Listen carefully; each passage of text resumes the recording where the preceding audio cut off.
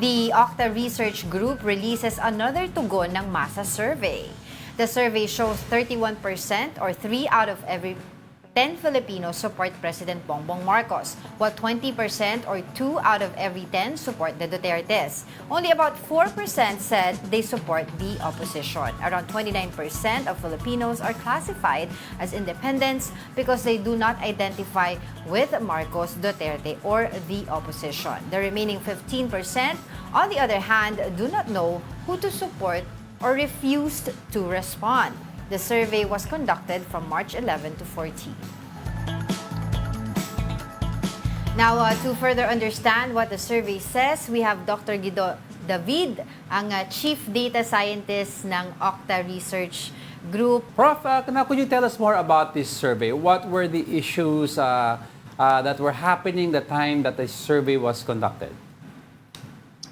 Well, I think people are aware that at the time the survey was conducted, meron mga feuds and back and forth between camps, which were perceived to be unified during the 2022 elections, and somehow there appeared to be tensions between these camps, and so the team, the OCTA Research team, just decided to field the question, where do you identify? Asa na lang naman to for information gathering. And as the diagram shows, and this was done, by the way, no March 11 to 14, 2024. This is our Tugon ng Masa first quarter 2024 survey with 1,200 respondents face-to-face nationwide. And nakita nga natin, 31% identified themselves as being pro-administration or pro-Marcos, 20% as pro-Duterte, 4% as opposition, and then 29% identified neither with Marcos, the Dutertes, or the opposition, which is indicated here as being independent, and another 15% refused to answer or indicated there as undecided. Okay. Pero Prof, ito bang itong survey na to, did someone commission this, an organization or a company, or independent po? Angela, it's an non-commissioned survey. Yes, so this was something na the team came up with just to get information on saan ba yung pulse ng mga Filipinos.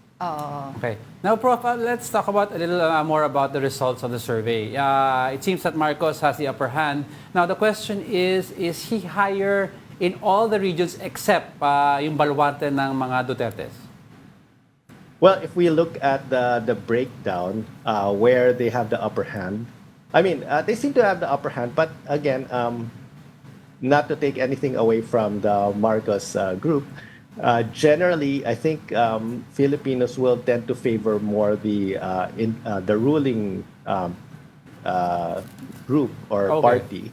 Yes, I think I think this is evidence sa historical data that whoever's sitting in power, some Filipinos will tend to identify with them, but some will tend to identify with their preferred, let's say party or family or brand. Pero breaking it down, sa NCR, for example, 43% actually big support for the Marcoses at 43%. Okay. For 31% nationwide, pero sa NCR 43%. And then the Duterte support in the NCR is only down to 14%, so it's much smaller than compared to the Marcos. And yung independents are 23%, so it's a significant portion. 15% don't know or undecided. Whereas in Mindanao, 53% support the Dutertes, and this should not be surprising kasi this is their region. And then only 17% support the Marcoses. So if we go to Mindanao, actually, majority support the Dutertes, 53%, that's more than half. And yung undecided is 4%, and the independents only 21%. Yes, as expected. But I'd like to ask muna one question kay Prof. No? Saan region, Prof, nakikita nyo na even if lower, kunyari sa NCR, even historically kasi no, presidente si PRRD, medyong bumababa ang support niya from the NCR. But what region nakita nyo, Prof, na medyong malaki ang erosion of support sa Dutertes after the rift with President Bongbong Marcos? Well, this is the first time we asked this question, so we have nothing to compare this Okay. with. Pero going by the other data that we see, I think sa Balance Luzon, medyo malaki yung erosion. Okay. Right now, they're only seeing 7% doon sa data namin. If we break it down by region, 53% in Mindanao, pero in Balance Luzon, only 7% Wow, mababa yun. support the Dutertes. Yes, Yeah. mababa, less than 1 in 10, and 33% are independents sa Balance Luzon. Yun nga, malakas sila sa Mindanao. They're not so strong in Balance Luzon, and in NCR, yun nga, it's slightly higher, pero majority, or not majority, but 43% support the Marcoses in the NCR. Okay. Okay, sige, tanong ko lang to kasi dun sa ibang survey, nagkaroon po ng reaction si Senator Tulfo at may request po siya na tanggalin yung kanyang pangalan from any more or upcoming presidential survey polls kung meron pa magkakaroon. Ano pong reaction niyo on that? Well, I think yung takeaway ko naman from what the senator says is na 2028 presidential elections, matagal pa. Mahaba pa. And let's just focus siguro on the issues and not focus too much on itong, yun nga. Kasi this generates discussion, pero it generates sometimes very intense discussions from certain groups. So, and this takes away from, focus on important issues.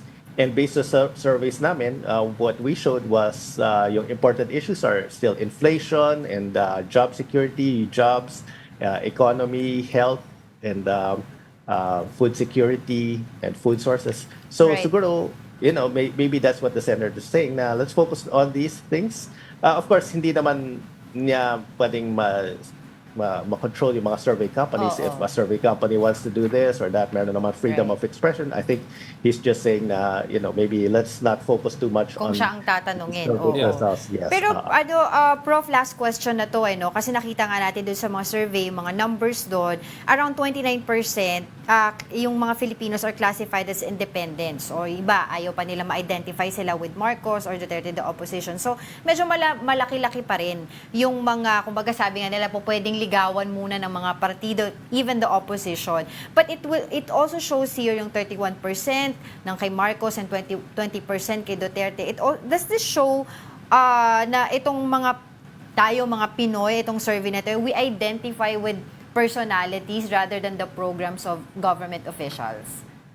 Unfortunately, it does show that. But the encouraging thing naman, Angela, is if we add the 29% na independent with the 14 or 15% na undecided, that gives us about 44%. Yes, malaki-laki. Almost half na essentially, swing voters. You could say na swing voters sila or independent thinkers, and they could be swayed one way or the other. And I would hope na, I'll say if I get asked, I would probably identify with, more of the independent group because,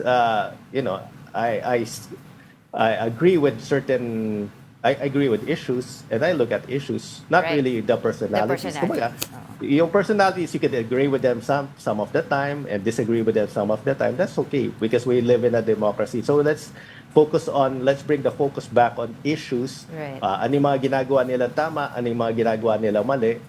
Because in the end, it's all about the Filipino people. What are they doing for the Filipino people? And hindi naman dapat na very blind tayo na, okay, we align with this or we identify with this group na kahit maling ginagawa nila, we can support them but we can also disagree with them. So ganun naman sana yung focus or yung discussions na ma-generate nito na let's bring the focus back on issues and policies that we need to do for the Filipino people and less about the personalities. In other words, angat-angat natin ang diskusyon. On that note, maraming salamat po sa inyong oras, Professor Guido David of the OCTA Research. Thank you so much.